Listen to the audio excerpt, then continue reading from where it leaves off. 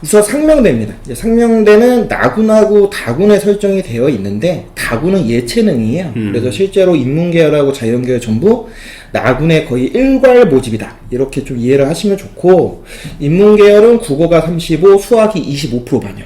자연계열은 반대로 국어가 25, 수학이 35% 반영입니다. 네. 영어하고 탐구는 반영비율이 동일하기 때문에 국어를 잘 봤다고 하면 인문계열로 지원하는 게 훨씬 더 유리할 것이고, 수학을 잘 봤다고 하면 자연계열로 지원하는 게 유리하다 보니까 자연계열에서 인문계열 교차도 가능하고요. 거꾸로 인문계열에서 자연계열도 교차는 가능합니다. 뭐 수학이나 탐구에 대한 필수 선택이 존재하지 않기 때문에.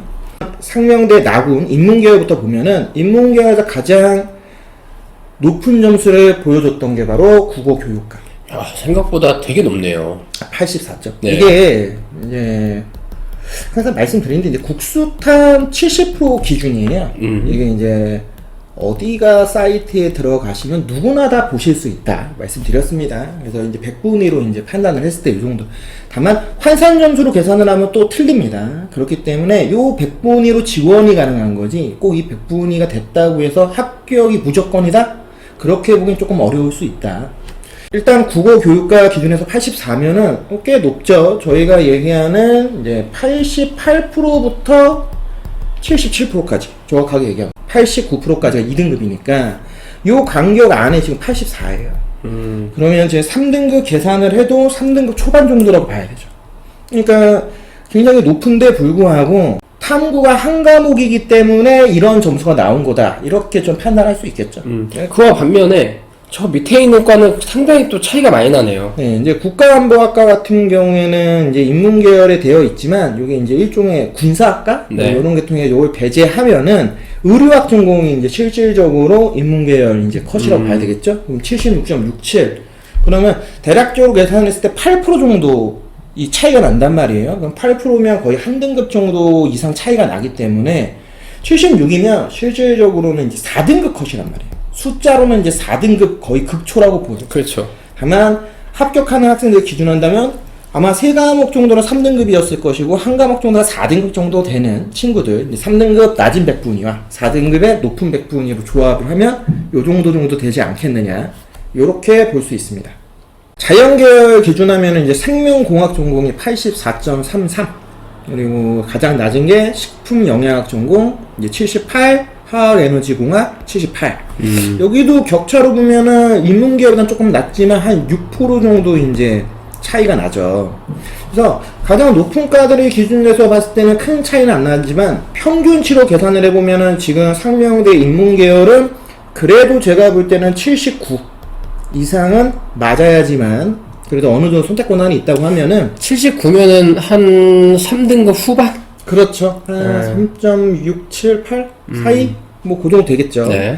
반대로 이제 상명대 자연계열 같은 경우에는 그거보다는 평균치 높아요. 지금 84, 83에 가까운 과들만 해도 굉장히 많은 과들이 있고, 그렇다고 보면 여기는 평균치를 82 정도로 잡아야 될 것 같아요. 그러니까 82 편차값이 굉장히 큰 거죠. 82면 3등급 한 중반 정도 되겠네요. 82 정도 되면 진짜 한 3.5 정도. 그러니까 등급 간의 환경은 같은 3등급이라고 하지만 그 100분위 라인업에서 봤을 때는 그 자연계열이 조금 더 좋다. 여기 이제 추합까지 한번 얘기를 해보면, 자, 인문계열에서 이제 추합이 가장 많이 나온 거는 지금 경영학부 41명. 아무래도 교차의 영향도 좀 있겠죠. 그렇죠. 그리고 이제 행정학부가 또 32명. 그 다음에 이제 경제금융학부 26명. 그리고 나머지가 뭐 20명, 뭐 10명대 정도. 반대로 이제 자연계열 같은 경우에 추합을 기준으로 하면 컴퓨터 과학 전공이 48명. 가장 많았고, 휴먼지능정보공학 전공이 32명. 그걸 빼면은 대다수가 이제 10명 아니면 한 자리 숫자대. 그러니까 지금 제가 봤을 때는 상명대 같은 경우에 저희가 흔히 이렇게 얘기하잖아요. 이제 광상명가 라인이다. 일반적으로 얘기를 하잖아요. 그렇죠. 수시든 정시든 네. 라인 얘기를 할 때. 근데 이제 광운대는 어떻게 보면은 여기서는 좀 독보적이죠. 우리가 전에 한번 소개를 했을 때도 얘기를 했지만, 오늘 어떻게 보면 요 상명가를 이제 다 여기서 소개를 하는데, 어떻게 보면 전부 탐구 한 과목 반영하는 대학들. 광운대가 그래도 2과목을 반영하는 대학들. 여기서 결국은 상명대, 명지대, 가톨릭대에 제가 가장 중요하게 보는 건 포지션이에요. 과연 얘네가 어떤 포지션을 지금 갖고 있느냐. 그 포지션이라는 게 어떤 의미죠? 그러니까 저희가 정시의 흐름에 대해서 항상 얘기를 할 때 지원 전략을 짤 때 상향이나 적정이냐 하향이냐 뭐 이런 건 또 있지만 결국에는 정시까지 왔을 때 학생들이 과연 상명대는 어떤 애들이 있을 것이냐, 광운대는 어떤 친구들이 쓰느냐, 명지대는 어떤 친구들이 쓰느냐, 가톨릭대는 어떤 친구들이 쓰느냐. 당연히 점수에 맞춰서 쓰는 거라고 우리가 얘기를 하고 있지만 그래도 기본적으로는 상명대는 일단 한 과목을 기준으로 했는데 지금 국수탐 기준으로 했을 때 100분위가 80이 넘어가는 정도, 80 정도 이상의 친구들이 쓴다. 네. 그 얘기는 결국에는 일단 첫 번째 탐구 한 과목이 완전히 망했다. 요거를 일단 확실하게 알 수 있겠죠. 그럼 왜냐면 이 두 과목을 다 잘 봤다고 하면은 당연히 광운대를 썼을 가능성이 훨씬 크겠죠. 그럼 이 친구들의 원래 목표는 상명가가 아니라 그 위인데 탐구를 하나를 조금 실수를 해서 잘 못 봤다. 예, 일단은 그렇게 보는 게 맞죠. 최소 국숭 3단 라인 정도를 원래 노렸고 기존에 6월, 9월 모의고사 때도 충분히 그 점수들이 나왔을 거예요.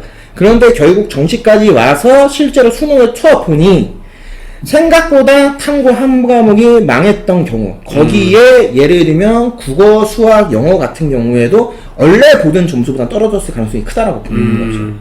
그러니까 왜냐면 우리가 예전에 한번 얘기했지만 최소 국숭 3단이라고 하는 라인을 쓰려면 그래도 80대 중후반 정도가 나와야 돼요. 그러면 지금 보는 갭 차이로 보면 가장 높이 있는 과들만 갖고 얘기를 해보면 솔직히 갭 차이가 안 나 보인단 말이에요. 그렇죠. 뭐 86? 근데 나 84? 그러면은 뭐 99%까지 계산해보면 붙는 거 아니야? 그런데 불구하고 거기를 안 썼다? 그 얘기는 뭐냐? 탐구 두 과목 평균으로는 80이 안 나올 가능성이 크다는 거죠.